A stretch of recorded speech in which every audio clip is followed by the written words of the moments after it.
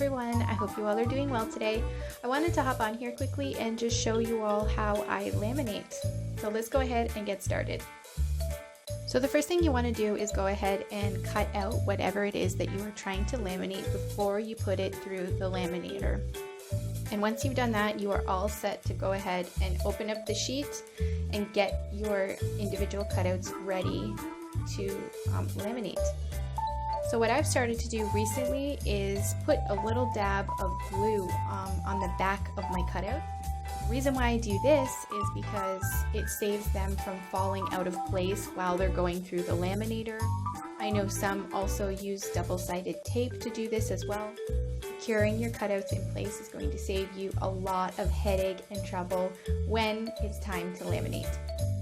Another tip, before you go ahead and start placing them inside of the laminate sheet, just take a minute to kind of cut off any excess edges or anything that you might not want to actually be a part of the laminate sheet. Just tidy it up however you want.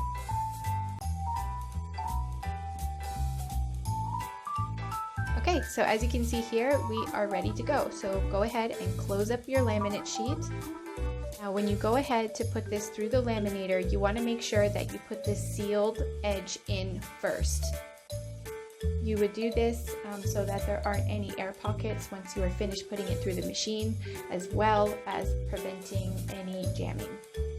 So as you'll see here, I had to actually take my sheet out because I realized that my machine was not on, which I guess should have been step one, turn the machine on.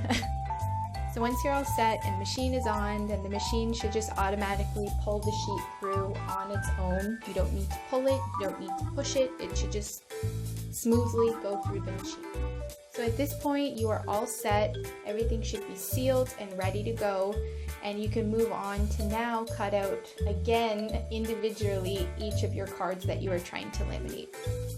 So that's all that I have for you all today. I hope this little tutorial was helpful for anyone watching, and of course if you enjoyed the video, then please give the video a thumbs up, subscribe, and share with someone you know who might enjoy as well. Until next time.